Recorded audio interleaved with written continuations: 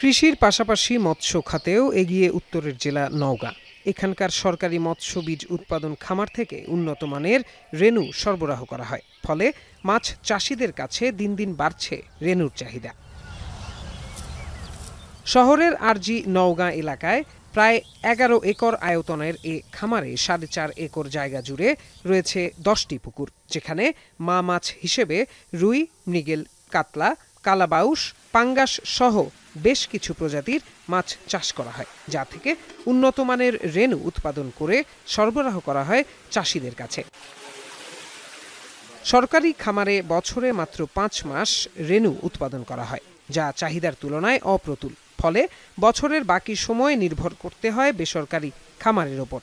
জেলায় বর্তমানে 31টি হ্যাচারি থেকে বছরে প্রায় 13 টন কার্প জাতীয় রেনু উৎপাদন হয়। স্থানীয় চাহিদা মেটানোর পর সরবরাহ করা হয় আশপাশের জেলাগুলোতেও।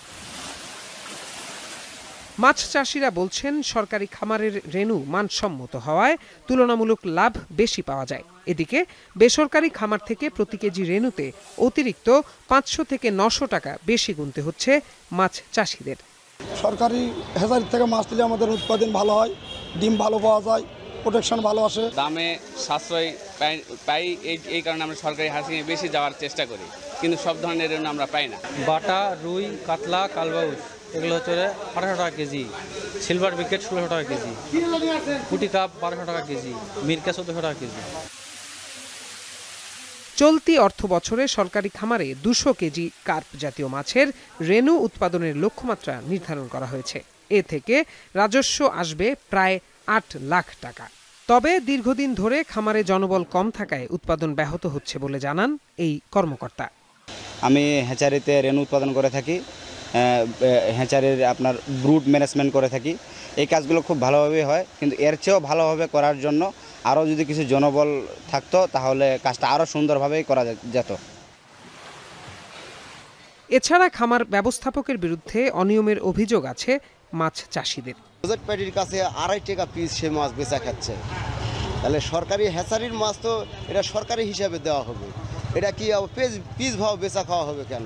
ইদানিং আসে এই মাছের পাওয়া যায় না, রেনু পাওয়া যায় না, এই মাছগুলো রাতে বিক্রি হয়ে যায়, আমরা দিনে গেলে আর মাছ পাই না। গুণগত মানসম্পন্ন রেনু উৎপাদন ও সরবরাহের পাশাপাশি চাষিদের নিয়মিত প্রশিক্ষণ ও পুকুর পরিদর্শন সহ সার্বিক কারিগরি সহায়তাও দেয়া হয় সরকারি মৎস্য বীজ উৎপাদন খামার থেকে। তবে সারা বছর নিরবচ্ছিন্নভাবে নতুন জাতের রেনু সরবরাহ করা হলে চাষিরা আরও উপকৃত হবে বলে মনে করছেন সংশ্লিষ্টরা। সরকারি পর্যায়ে যে মৎস্য বীজ উৎপাদন খামার থেকে যে রেনুগুলো উৎপন্ন হয় সেটা অবশ্যই গুণগত মানসম্পন্ন রেনু উৎপন্ন করা হয়। আমরা সব কিছু মেনটেন করি, চাষিরা উপকৃত হয়। হালদা থেকে বা যমুনা বা পদ্মার বিভিন্ন উৎস থেকে হ্যাচারি ম্যানেজাররা এখানে তার ব্রুড সংগ্রহ করে এবং মাঝে মাঝে তারা বিভিন্ন হ্যাচারিদের মাধ্যমে ব্রুড বিনিময়ের মাধ্যমে তাদের জাতটাকে উন্নয়ন ঘটায় এবং চাষিদেরকে আরও উদ্বুদ্ধ করা হচ্ছে যেন সরকারি খামার থেকে গুণগত মানের রেনুপোনা ক্রয় করে। জনবল ও গবেষণা কার্যক্রম বাড়ানো গেলে খামারে নতুন জাতের রেনু উৎপাদন সম্ভব হবে। এতে জেলায় মাছ উৎপাদন যেমন বাড়বে, তেমনি দেশের প্রোটিন ঘাটতি পূরণেও বড় ভূমিকা রাখবে। এখন নওগাঁ।